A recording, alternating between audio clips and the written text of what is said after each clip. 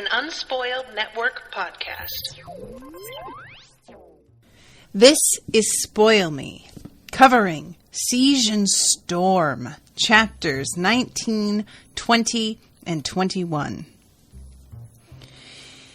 In these chapters, Alina tests out this newfangled dish-based weapon, and it is pretty fucking devastating. Also, it turns out that Mal is a drunk who has joined a fight club. Honestly, Mal, could you be more of a cliche? Come on, dude. Figure out something new to do, at least. Welcome to Spoil Me.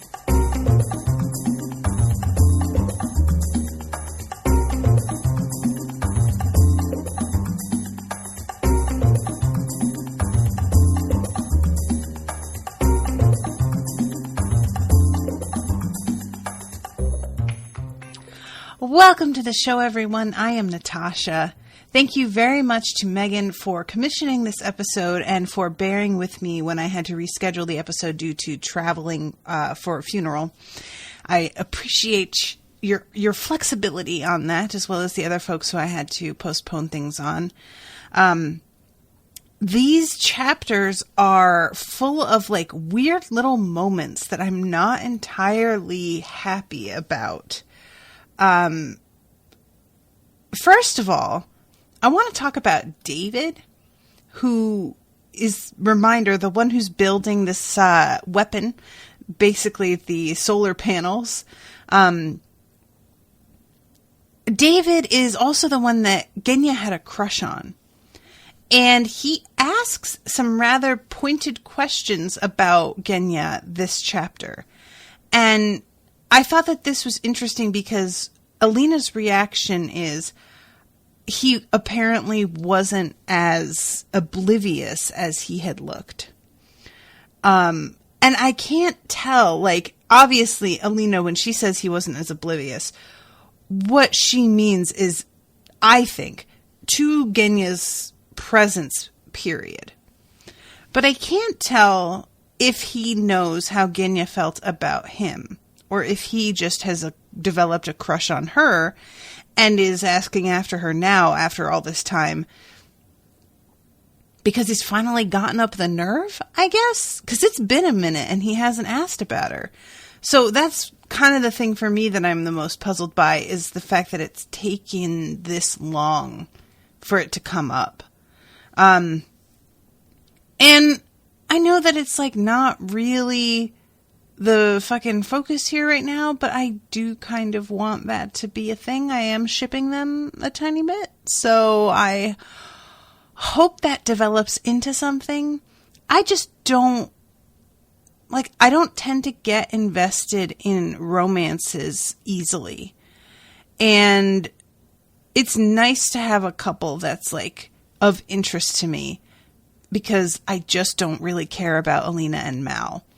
And that's something that I think is the major weakness of this trilogy so far, is that so much of the story is centered around their relationship and how she feels about him and his reaction to what's happening with her.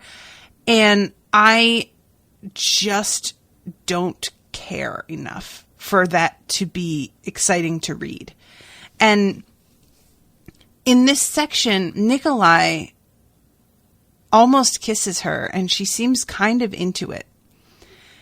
Now, granted, he says, I won't kiss you until you're kissing me because you're thinking about me and not because you're trying to forget about him, which is a very good line.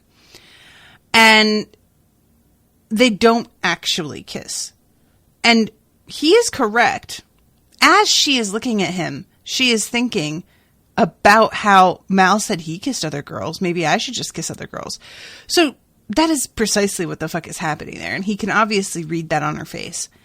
But I had been pretty confident a few chapters ago that she was not at all interested. And now I'm starting to be like, because I, as much as she wasn't at all interested, I was.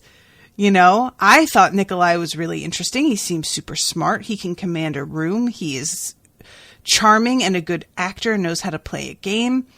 these are all things that, while very dangerous, and I understand her trepidation in dealing with him, I do admire personally. So, to me, it was just a no-brainer that, like, well, yeah, I mean, in a lot of ways, Nikolai represents this other life that she could have were she to embrace that completely. And Mal represents a life that she wants in a way. But Mal is so representative of, like, her childhood, because it's not just him being from her past, it's also him being from a time when she did not have other responsibilities. So being with Mal would require her to give up who she has become and her power, because it is threatening to him, and it also separates her from him in that her pursuit of doing what's right for Ravka draws too much attention and puts them both in too much danger. So in that way, Mal is just sort of like, you know, her hearkening back to a time where her life was her own, in a way. It wasn't even really, because she had power she hadn't tapped into yet, which she didn't know about. But I have a really hard time with any romantic interest who wants a character to literally give their power up in order to be with them. And I think that's fundamentally the problem that I have with this relationship is Mal wants Alina to be who she used to be. He flat out says that during an argument in this section. I want that girl back. In my opinion, if you are in a relationship with somebody who claims that they want the best for you, who claims that they love you, and you begin to develop a talent of some kind, a source of power of some kind, whether that be in your career, in a hobby, and they seem to not want you to have that, I can't think that that person genuinely loves you. And I can't think that that person wants what's best for you. Mal, the confusion here is that I can't tell how much of what Mal's feeling is purely because Alina is the sun summoner, and how much of it is coming from the fact that she is using these amplifiers now, which seem to give her an added desire for more power and make her stronger. I feel, as the sun summoner, period, amplifiers or not, she would be in a particular position here, and it would still bother him. So my issue is that I think the author wants me to believe that Mal is fine with her having her power if it weren't for the fact that she had gone for these amplifiers. But I don't really feel that. It seems to me that from the moment that she went to the little palace, he has been acting up. And so to me, that gives this overall impression that he just doesn't want her to have power at all. And that is such a fucking, like, cliched dude point of view. Her power scaring him sounds like a him problem. That's something that he has to fucking deal with. And the fact that Nikolai is, I mean, sure, he sees in her the potential for his own, you know, staking out his claim on the throne, and that their alliance would mean something to the people. I'm not trying to make Nikolai out to be at all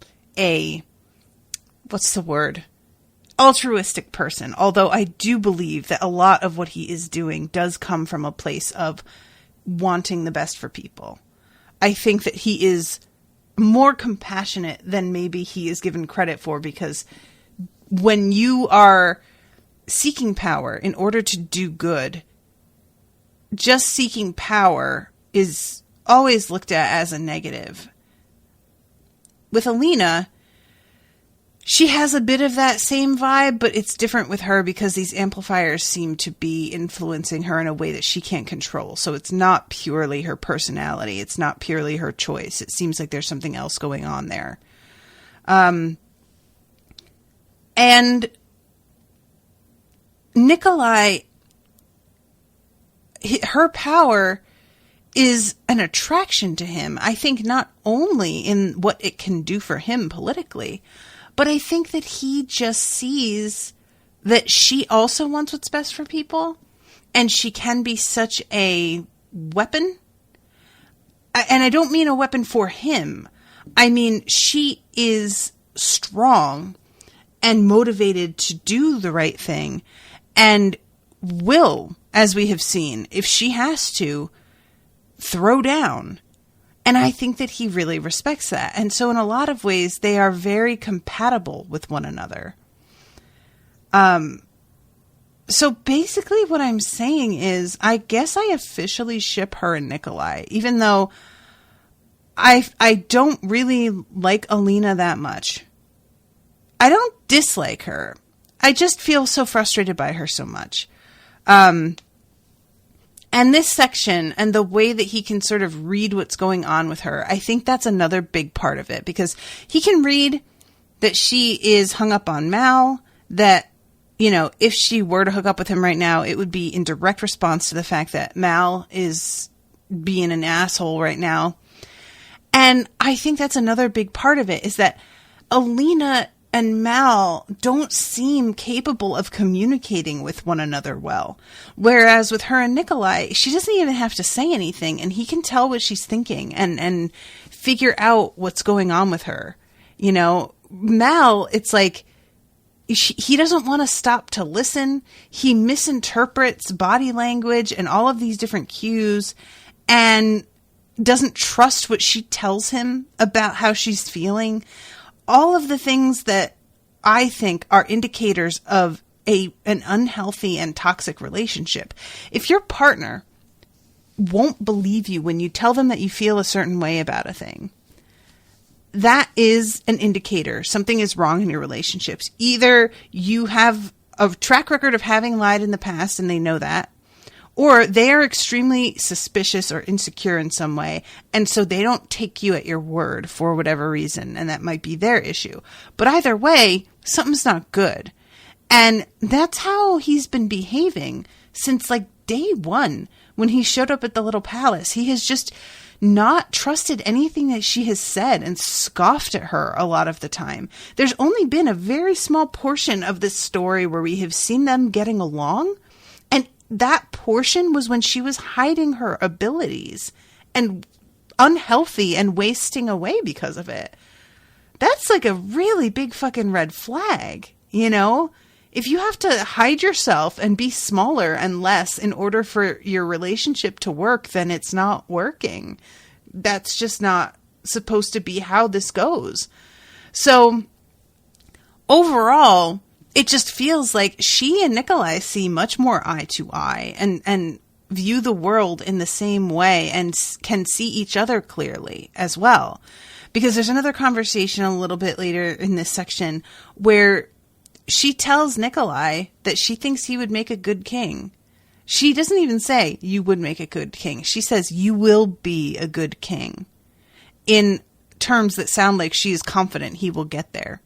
And he seems kind of moved by that. And I think it's one of those moments where I think he's sort of like me, where plenty of people can be around you being like, you know, oh, you're really smart. Oh, I like your work. And you don't know the people who are complimenting you, so you want to like accept it graciously, but you also don't trust the judgment of strangers. But when somebody who is close to you, who you've grown to respect, whose opinion matters, says that to you, it's a whole different thing. And he like stops dead and looks rather moved before he thanks her for saying it. And I just think that this kind of conversation is what I want between characters who are involved with each other. Now, I think that the problem for a lot of writers, and I don't even just mean for novels, I mean also in television, is that they see the will they or won't they as being much more exciting to read. And they don't really feel like if I just let them get together, that it's going to be the same afterwards. That trading of barbs, the bits of mistrust, whatever, going back and forth, keep things spicy. But once you're actually together, it sort of takes the fun out of it. And I think if you're not creative, that's absolutely true. You get the Jim and Pam situation. But if you know what you're doing, you can get an April Ludgate and Andy Dwyer situation where they are better together than they were otherwise. And I would love to see that here. I would love Alina to just decide that, you know what? Mal's just kind of a shit, man. Leave him behind, hook up with Nikolai, and then see the ways in which they are vulnerable with each other, but then they also play off one another and maybe continue to play each other if they feel they need to do that. I think that that could be a really interesting relationship to watch happen. But I don't think we're going to get that. I think where things are headed, it just looks to me like this author is determined to make Mal the guy that Alina is supposed to be with. I hope I'm wrong about that. I really, really hope I'm wrong, because the Leigh Bardugo that I've come to know in the other things that I have read wouldn't take this tack, I don't think, at this point in her life. But this was something that she wrote early on in her career. So she may have done this sort of thing a lot more predictably. And I guess I'm just going to have to wait and see. So anyway, I just wanted to talk about like these varying relationships and the romances as a story, because there is an emphasis on them, and some of them I just find more compelling than others. And Genya and David is a relationship that I don't know if I'm like when we're going to see Genya again and how that's going to have paid off, but I'm very, very interested. So, and the other thing that happens during her conversation with him, because he's talking about how the weapon's working and that in a couple weeks it should be ready. And then she asks about how she could possibly remove the collar. Now, again, I understand that the collar and the fetter are meant to be unduly influencing her. So she wants to get them off because she feels like they're... The best I can think of is like a Horcrux, you know, wearing it gives her this like desire for power that she didn't have before she had one. And in that respect, I understand wanting to remove it, but it's very hard for me mentally to not see this as her wanting to neuter herself for Mal's sake. And I hated that she even asked this question. I understand. Like I said, I get what her fears about it are. And I don't even think that she's wrong about that. But yeah, this just, her asking this, I was just like, oh no, because it's not that big a step from this to her again hiding her power to me. You know, we've seen that she's perfectly willing to do that if she has to. So she asks about taking it off, and he says that she can't. And she's like, no, I know I can't, not now, but after. And he says no, and he can't look at her. He doesn't make eye contact. It's not like other amplifiers. It can't just be taken off. You have to break it, violate its structure. The results would be catastrophic. And she's like, what exactly does that mean? I'm thinking that means, oh, I'm going to die. But it turns out it's like way worse than that. He says, I'm pretty sure it would make the fold look like a paper cut. And she's realizing that means whatever's happening to her cannot be undone. There's no walking this back. I'd hoped the visions were the result of the bite from the Nikyavoya, that the effects might somehow diminish as the wound slowly healed, but that didn't seem to be happening. And even if it did, I would always be tied to the Darkling through the collar. Again, I wondered why he hadn't chosen to try to kill the Sea Whip himself and bind us closer still. Which, I thought that was what he had tried to do. But I guess might be misremembering that. So then she looks over at David and realizes that David has a very guilty expression on his face. And she tries to reassure him that she doesn't hold it against him how responsible he is for what happened to her, because she's aware he would have just gotten Darkling would have just gotten another fabricator to do it. You know, it's not like him personally being involved caused something to happen that wouldn't have otherwise. So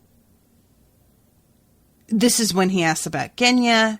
He says I should have, obviously about to make some statement, I think, about acknowledging her before she went on this journey and being, getting a chance to say something to her. And he doesn't finish the sentence. And Alina says, "We do the best we can," I offered lamely. David looked at me then, the regret plain on his face. No matter what I said, we both knew the hard truth. We do our best. We try. And usually, it makes no difference at all. And that's one of those things that I'm not entirely sure I agree with. I just think that when you have an extremely narrow perspective on what making a difference means, it may look that way to you.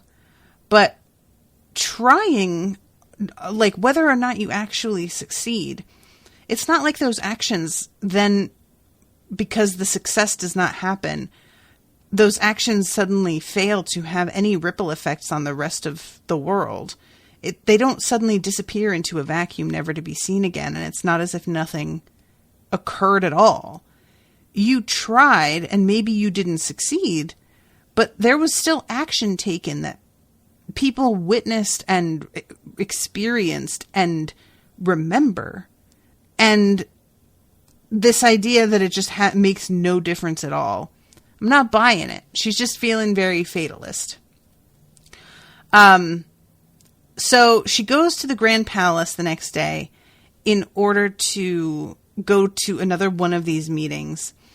Nikolai's plan seemed to be working, though Vasily still dragged himself to the council chamber for our meetings with the ministers. He arrived later and later, and occasionally I caught him dozing off. The one time he failed to appear, Nikolai hauled him from his bed, cheerfully insisting that he get dressed and that we simply couldn't proceed without him. A clearly hungover Vasily had made it through half of the meeting, swaying at the head of the table before he bolted into the hallway to vomit noisily into a lacquered vase. Honestly, that is just so genius to me. Just being like, no, we absolutely have to have you there.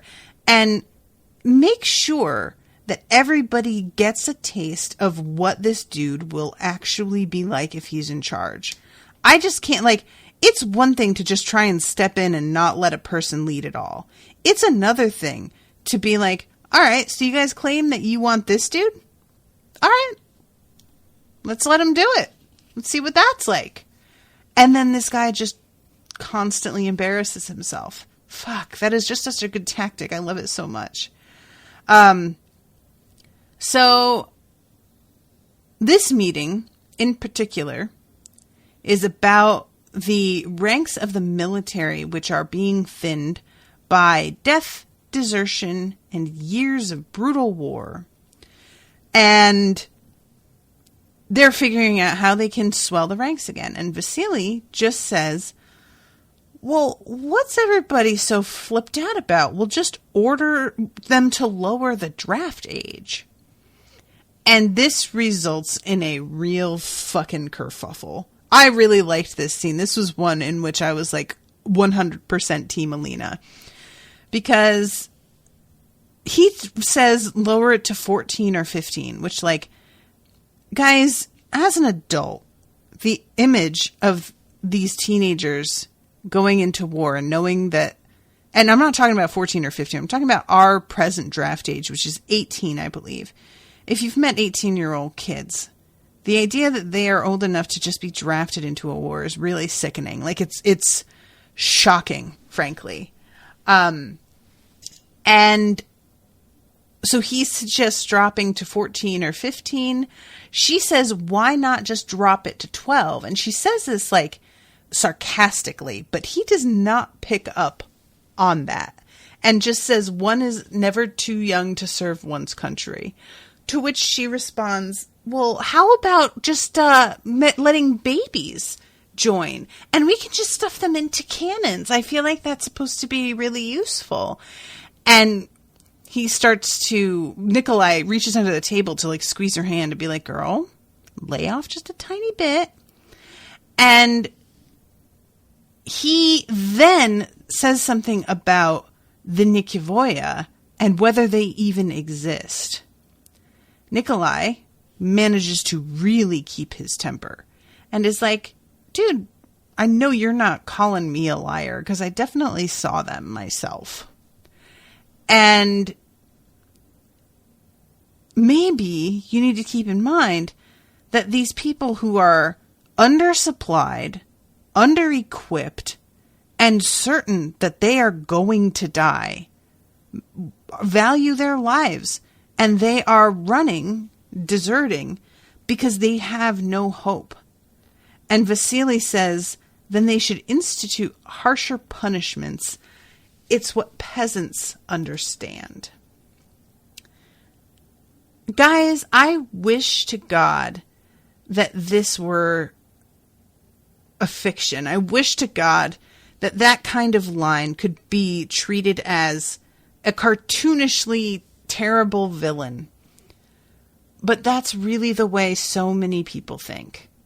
That really is truly the way so many people still think, is that people are just lazy and selfish, and you have to hold them to ridiculous standards with horrific punishments, because otherwise, left to their own devices, they would just completely, like, wilt into, I don't even know what the word would be, but it's this really ugly sort of perspective where it's like the people at large don't get it, but those of us who are in charge do. So we will tell them because we know best and are wiser than they are, and will keep them on the straight and narrow path. And look, I definitely agree with the philosophy that most people function better within somewhat rigid boundaries and expectations and routines. A lot of us flourish well that way. Even taking that into consideration, heavy punishments for things they do nothing but lower morale. You know, it's not really like actually going to affect somebody's, because what it comes down to is that nobody, when they pull this kind of shit, really thinks that they're going to get caught. They can't afford to think that way. So they go into things, whether the punishment is harsh or not, with the understanding that they're going to get out. That's how they have to look at it. And he just doesn't, like, he spends no time trying to understand the psychology of these people. He just really believes that that is what they are there for. And if we just put ourselves to it a little bit more determinedly, we'll be able to get out of them what we want. And it's just so gross. So at this point, Alina almost loses it. Like, she gets up. I love this moment so much when she says, I'd already punched one prince. What was one more? I was halfway out of my seat before Nikolai yanked me back down. So at this point, Nikolai starts to be like, we have to change the world in order for things to improve. We need to operate differently. And Vasily says, I can't decide if you're a fearmonger or a coward. To which Nikolai says, I can't decide if you're an idiot or an idiot. And then says, I think what's best for Ravka, Vasily says, what's best for Ravka is a Lantsov on the throne. And essentially is doing the thing where he's saying, I think we all know that you aren't actually a true blood. And nobody else is fooled. And I think that the best thing for all of us would be me, the actual heir, to be on the throne instead of you pretending to be an heir when we all know better. And the fact that he has made this declaration the way that he does here is a pretty bold move. He's putting his cards on the table in a way. And Nikolai just sort of rolls with it. Then let us all say a prayer for Ravka's rightful king. Now, shall we finish our business? And that is the best way to handle it. This is one of the things that he had said to Alina, not to sink to defending herself if people come at her with wild accusations. What is he going to say to prove his lineage here? There's nothing to be said. He can't convince anybody that isn't already convinced, and there will come a point where it has to not matter anymore. It has to get to a point where people are willing to follow him because they believe he's better for Ravka, whether or not he is the legitimate heir. That's not to say that it doesn't matter at all anymore, but people are willing to go with a story if it's beneficial for them in the moment. We are all willing to look the other way about our doubts on something, provided that we are getting enough out of it. And he just has to continue to prove that if they have doubts, they can have them. But as long as they can put them in their pocket when they have to and ignore them, they should all get along all right. I think he'll be okay. So this is when they go out and she says, it's you actually care about what happens to this country. The throne is just a prize to Vasily, something he wants to squabble over like a favorite toy. You're not like that. You'll make a good king. Nikolai froze. For once, words seemed to have deserted him.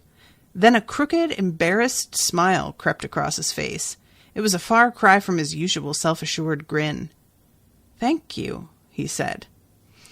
So yeah, I just really liked that moment between the two of them because I agree with her wholeheartedly, you know. So then we go to a little bit of like the everyday operations again. And there is a festival that is going to be happening with a lot of fireworks and, you know, feastings and whatnot. And I really think that she does a good job of establishing atmosphere here in this, like, you know, it feels almost like the 4th of July, because it's also really hot and everybody's just kind of tired. And this is when she runs into Mal. And he looks like a fucking mess. He has been keeping his distance from her. He's still, you know, keeping to his duties as her guard, but he's not coming to talk to her. He's keeping his distance from her when she's on the ground so that they don't really, like, run into each other the way that they would have if he weren't paying this kind of attention. And before she runs into him, she's thinking about how Mal was right and that finding the amplifier has become an obsession for her. At night, I lay in bed, imagining that the Darkling had already found the final piece of Moritsova's puzzle.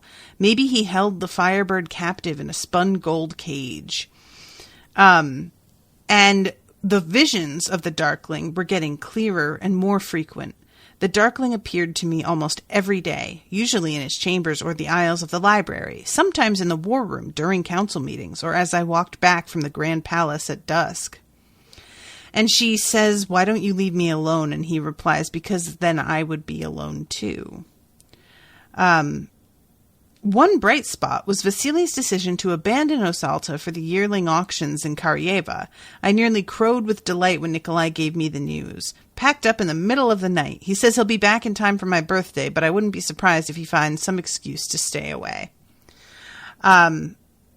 So at this point, Nikolai asks her if she's all right because he can see that she is tired and not sleeping super well. And he tells her that Mal hasn't been doing too much better. So that sort of like leads into her running into Mal. And we find out later why Mal has bruises on his face, because initially he kind of tries to act like, oh, I just got drunk and ran into something. And the truth is, that's plausible in its way because he has started to drink way too much. So it's not like that's out of the question that could have been exactly what happened. I actually had a friend who, she got really drunk and I was there for this.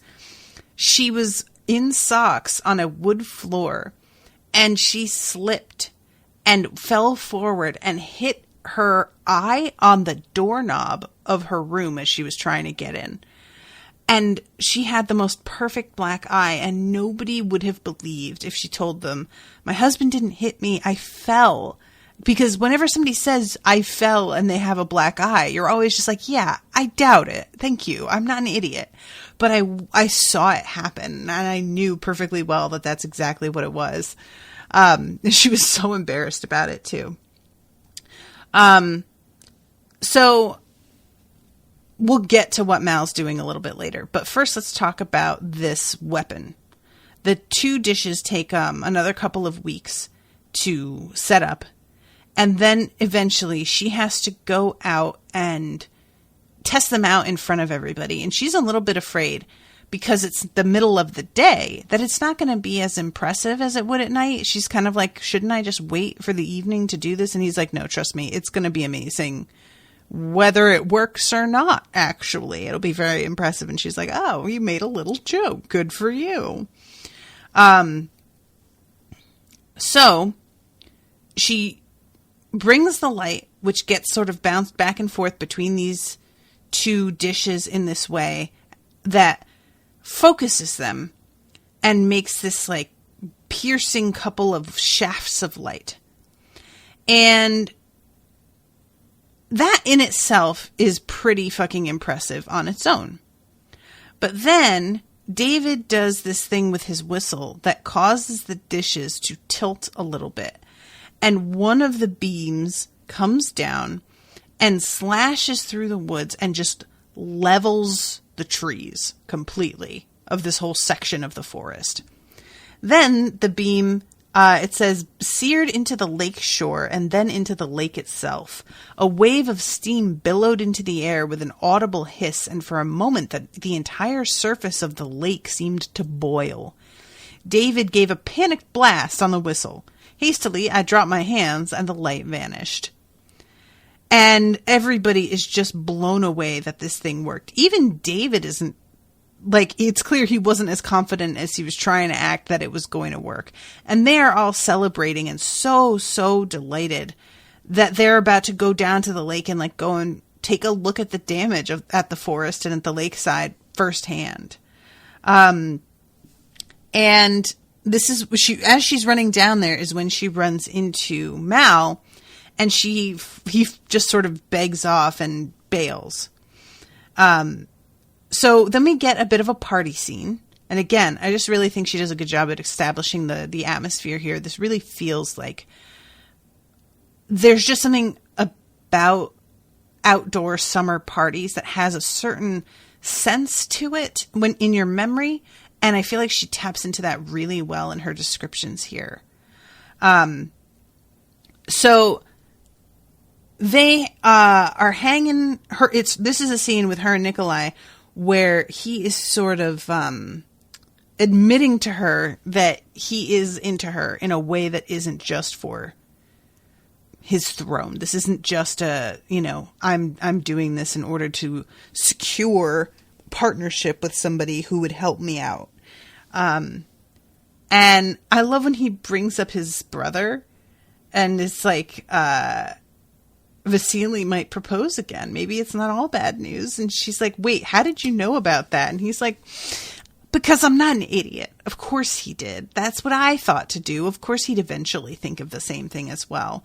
And he says, I don't want him to get you alone again. That's why I walk back with you from the Grand Palace after every meeting. And she's a little bit like hurt that there was a specific reason why, and not just because he wanted to hang out with her.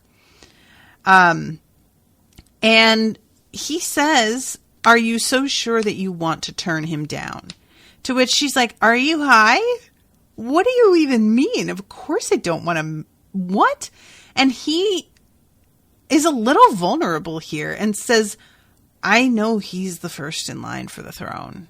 And I know there's doubts about my bloodline. I mean, if you wanted to marry him, I wouldn't be surprised, and I wouldn't really blame you for it. And she's like, dude, no, not at all.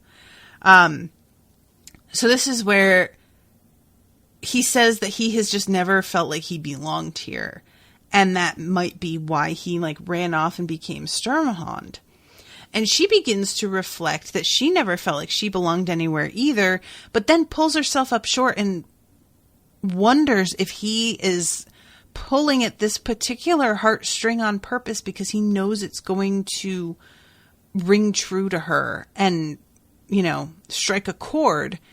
And she asks him that specifically. So he says, let's see, she says, I see the way you change personas. Maybe you're just saying that to make the poor, lonely orphan girl like you more. So you do like me? Yes, when I don't want to stab you. It's a start. No, it isn't. I'm a privateer. I'll take whatever I can get. And this is when he says that he wants to kiss her. And then I won't until you're thinking of me instead of trying to forget him. And she pushes away from him and says, at least now I know you don't always say the right thing. And I'm like, but he does though. You're just mad that he completely read your mind, but he wasn't wrong at all. So maybe just own that shit.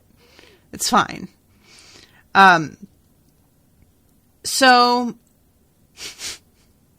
she goes back to the Darkling's chambers and decides that she's just going to shelve her pride and go and look for Mal to talk to him. And she asks Tamar, do you know where he is? And Tamar's like, I mean, yeah, I do. Are you sure that you want to go and see him? And Alina's like, well, obviously, now that you've said it like that, I do. What are you acting like this for? So Tamar takes her to the training barn that after hours is apparently just a fucking blood sport ring. And Mal is fighting against a fucking squaller who is using his power. Part of the thing in training is that you are meant to just do hand-to-hand combat without employing any of your Grisha talents while you fight. And she starts to be like, well, this isn't allowed, to which Tamara is like, this isn't training, you fucking jag. Look at what's going on here. Obviously, they're just fighting. And people are placing bets left and right, the whole thing. And she begins to realize Mal might be doing this in response to the fact that she said something about not wanting a bunch of normies, basically, hanging around her neck like some kind of albatross. She doesn't want to cope with the idea of people without Grisha talent dying because they are helpless and unable to defend themselves. And she thinks that he took particular offense to that and is out here fighting like this to prove something to himself. And the thing is, on the one hand, I can understand how that would feel. That's a huge thing in any society that has people who have abilities and people who don't, is this sense of being helpless, really, when it comes down to it. Like, if you're not a bender in Avatar Last Airbender, good luck, you know? But I just, like, as much as I admire the way that he's trying to, like, prove a point to himself here, and yeah, he does get the better of this guy in this fight, I just don't really think that Mal, with, like, his specialized abilities, is a good representation of the average person, and he has to understand where Alina was coming from when she said that. I mean, she's not really wrong, and maybe that's what pissed him off, that she wasn't, and he knows that. So eventually Mal winds up beating this guy, and it's like one of those victories that everybody is incredibly impressed, but also, like, Tamar doesn't seem particularly surprised. Obviously, he's been doing pretty well for a minute here. And after Mal wins, Zoya comes out and kisses him, like a real kiss. And Mal doesn't know that Alina is standing there. He doesn't know that she has come in. And Zoya kisses him. She's watching, thinking, oh my God, push her away, push her away. And he does not do so. It says the bottom fell out of my stomach. It was like putting a wrong foot on a frozen creek, the crack of ice, the sudden drop, the knowledge that there was nothing beneath but dark water. And he looks around and he sees her standing there, and his face just goes white. And honestly, this is one of those moments where I'm like, I was really glad that Alina says something later like, what right did I have? Hadn't I almost kissed Nikolai? Which I appreciated that she acknowledged that. I also can't help but wonder if Zoya can sense what's going on with the two of them and is like, I don't even think Zoya's like trying to steal him away from Alina. I think that Zoya might just be like fucking with the two of them because she can see they're both acting like idiots. I don't know how much anybody knows about what's going on between them, but it doesn't seem like they're either of them particularly subtle. So I wouldn't be at all surprised to find out later that Zoya was like, well, you fucking needed a prod, obviously, and so did he, so I just did what I do, you know? So she runs off with him chasing her, and she doesn't know how to admit to him how terrible she feels and tries to just be mad rather than hurt, which is understandable, and tells him that he shouldn't be fighting like this because he's one of her guard. And he said, finally, it comes down to, I wish we'd never come here again. And she says, then let's leave. Let's run away tonight and forget we ever saw this place. And he's like, yeah, I mean, I would love that. I know that you won't, though. That's the whole point. And she says, I will. And he's like, no.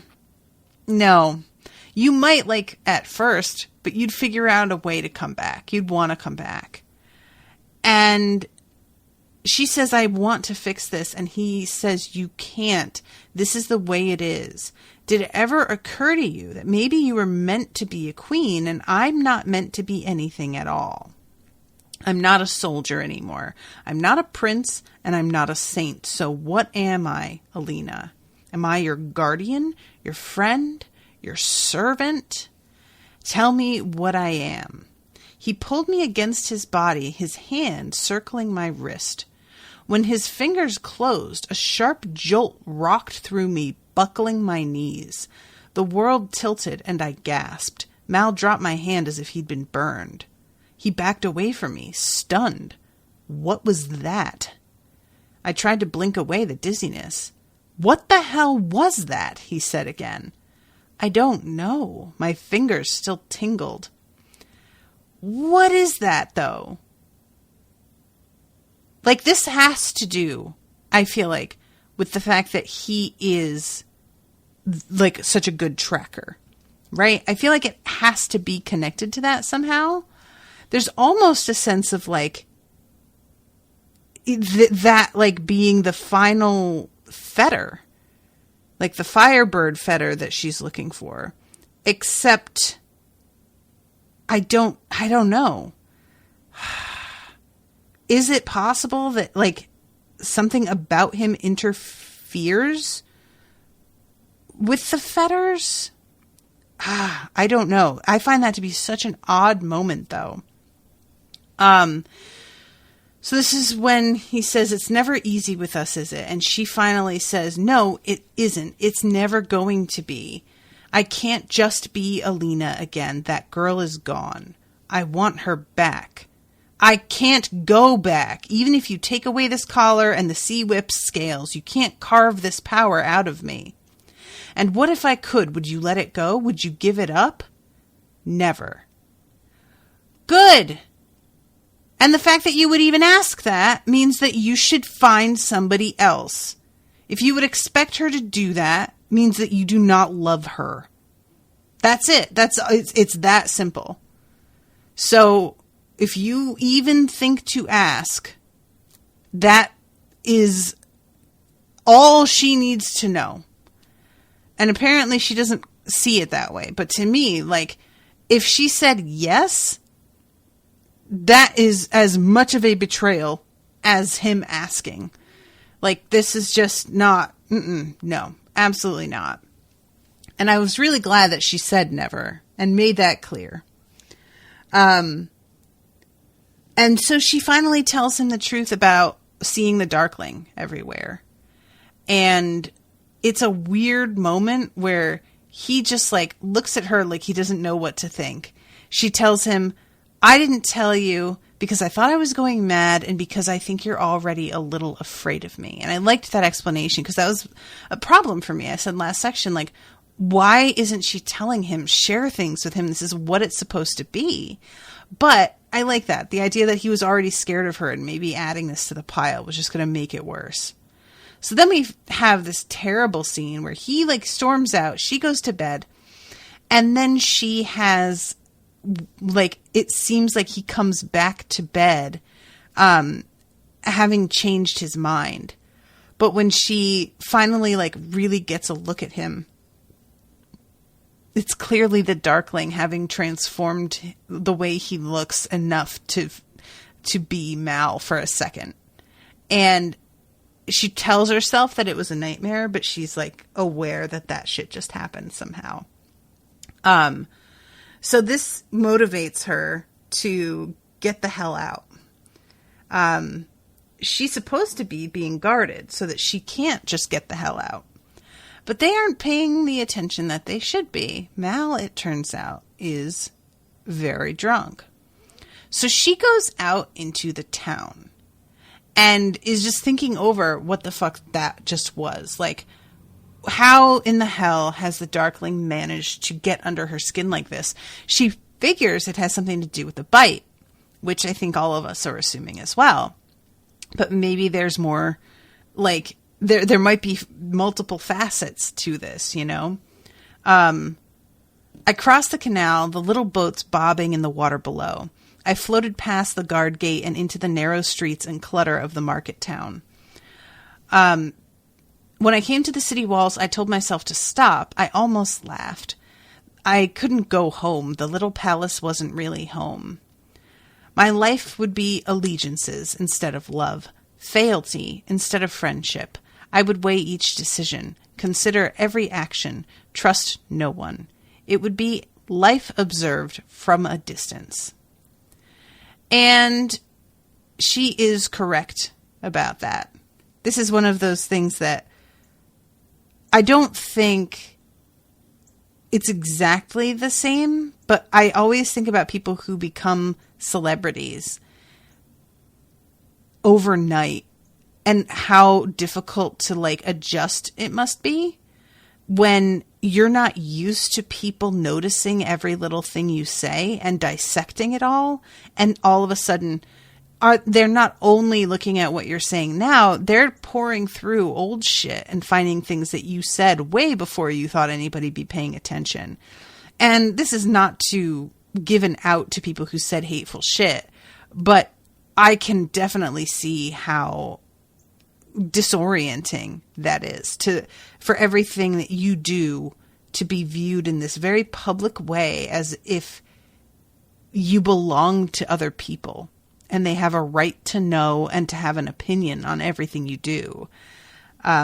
It's just like a small example would be, there was this thing, I think like late last year, early this year, where Lizzo had really bad service from some driver for a food delivery service. And without thinking about how many followers she has now, she like had screenshotted this person's like like the map of them coming that actually had their name on, and tweeted it with a complaint about like the bad service that she got. And the person whose like name was there wound up getting like all kinds of negative attention. People like tracked down who she was. And Lizzo had to come out and be like, oh my God, that was really my bad. I'm super sorry. I need to be more responsible with this. I'm just not used to the way that this works. And that is my bad. And I really apologize. And I could easily see myself doing something like that. I already look back at the way that I handled certain situations in the early days of the show in much smaller contexts, and I'm just like, oh, that wasn't really great.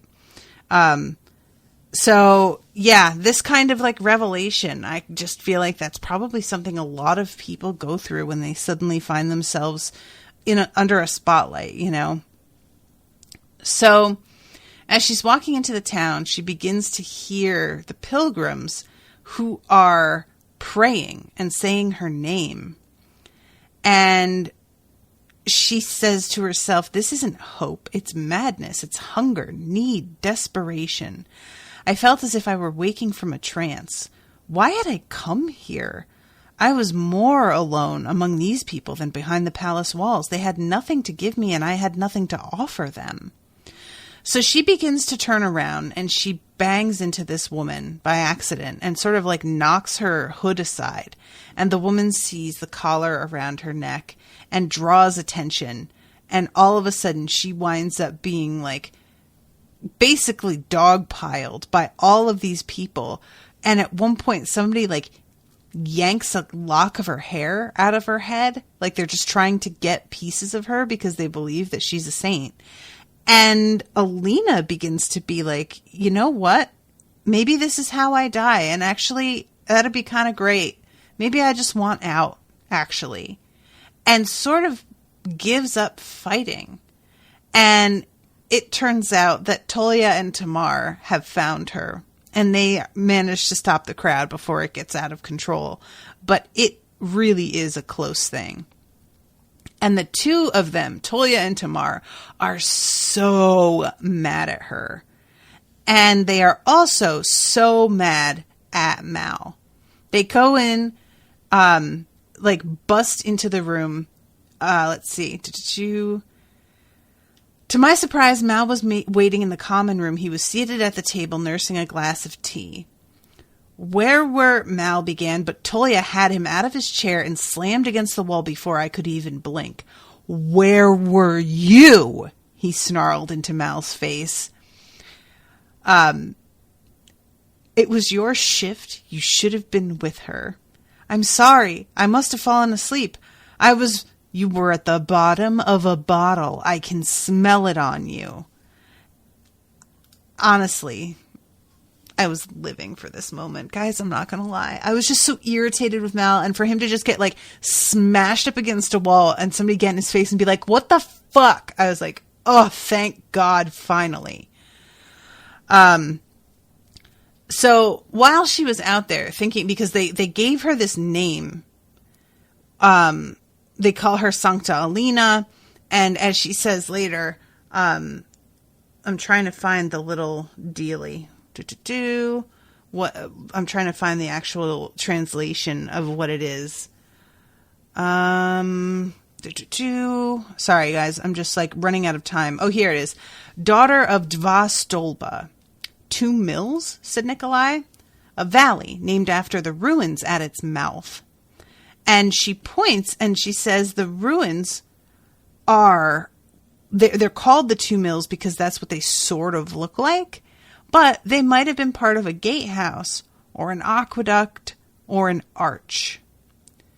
And then she pulls out the book with the, Histoire Sanctia and the arch in the foreground and the mountains in the distance.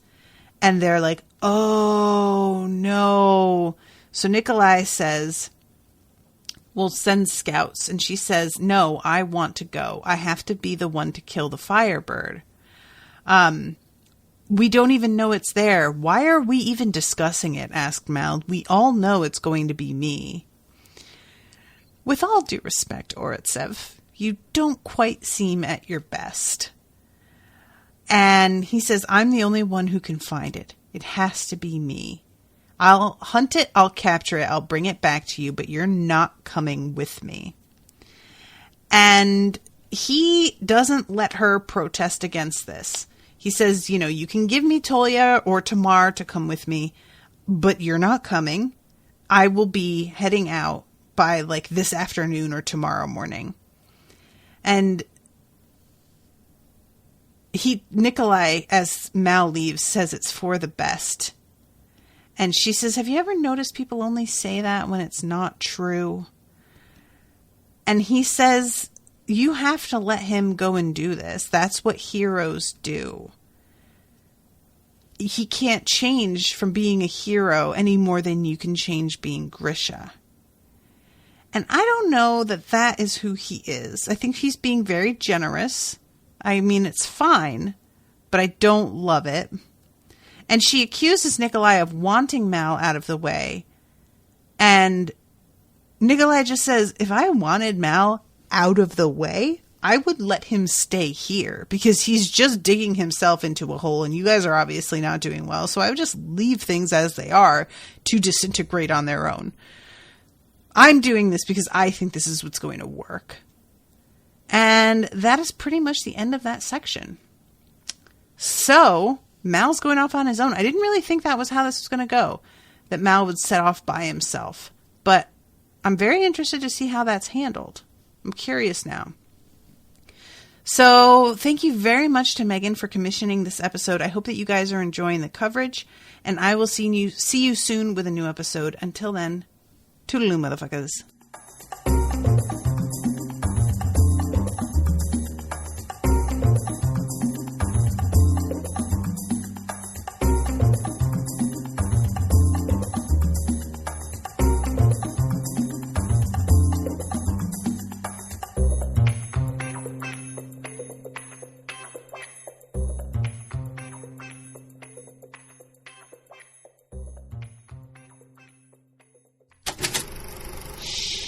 That was an Unspoiled Network podcast.